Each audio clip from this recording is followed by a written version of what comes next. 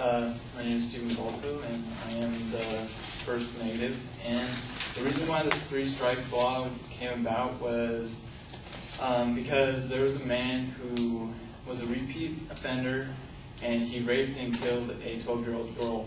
And so they came up with the three strikes law to capture repeat criminals and put them in jail for 25 to life, so that it would prevent them from doing any further damage to society. That leads me to my first point, which is the affirmative claims that the current law contributes to overcrowding. But as Bill Mears from CNN Washington Bureau says, California requires prisoners to serve their full sentence, but only 7,100 of these are petty theft, third strike offenders.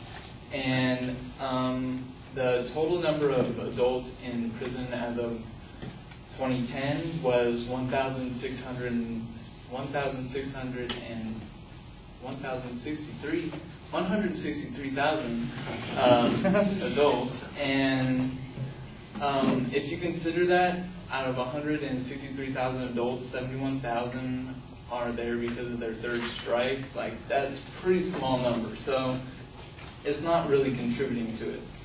And the second part my second point on that is that it's actually contribute to cutting down on it, because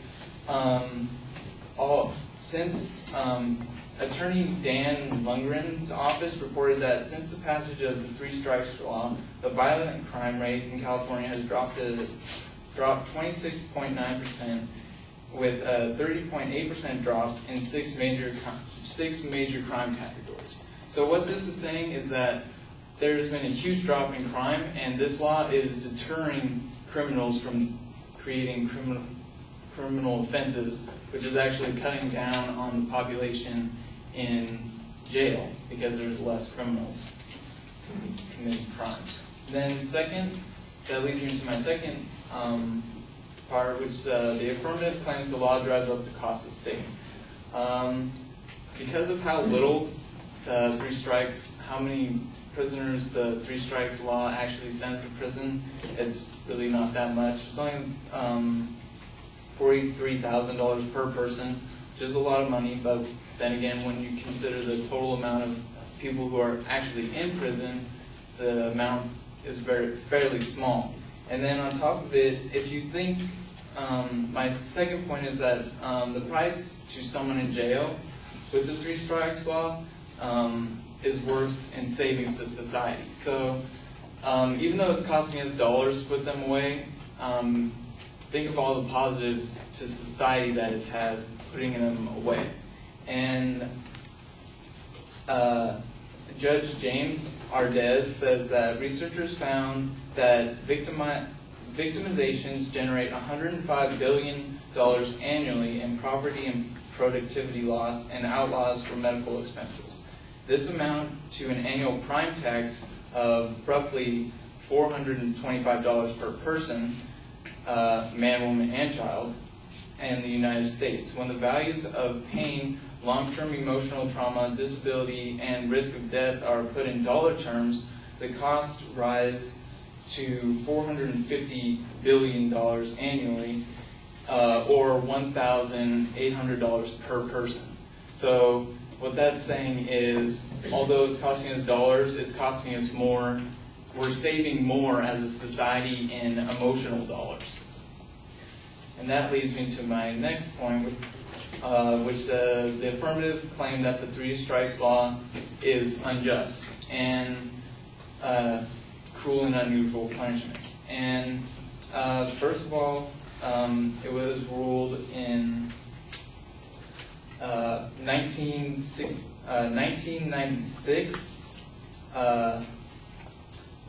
that the Supreme Court ruled that the three strikes law is not cruel and unusual punishment. And that brings me to my next point. Most of your third strike offenders that are going to prison right now on petty thefts have a huge rap sheet. For example, this guy, Gary Ewing, committed his first crime in 1984 when he was 22 years old. His second crime in 1988, he was convicted of felony of grand theft. In 1990, he was convicted of petty theft, and 60 days after he got out of jail for that, he committed another crime and that violated his prohibition. And then in 1992, he was convicted of battery and burglary, and in 1993, he was convicted of having drugs in his apartment. And then, 10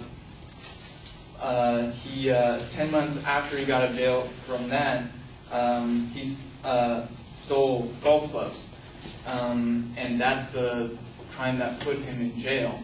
And he had multiple crimes before that. I just didn't feel like telling you all of them. And so what I'm trying to say here is most of your people that go to jail on the third strike are people who have humongous rap sheets. And on top of that, the court system, they give discretion to the judges whether or not to use the three strikes law. So therefore, when a judge comes to it, he can choose to accept or deny previous crimes and charge them with a second strike or a third strike.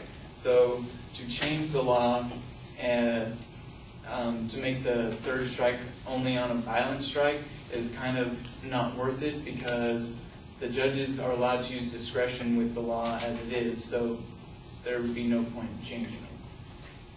And so basically I feel that the current law is, 1, done its job, and 2, keeps doing its job, and if we were to change it, it would lose its deterrency effect on the criminals in society.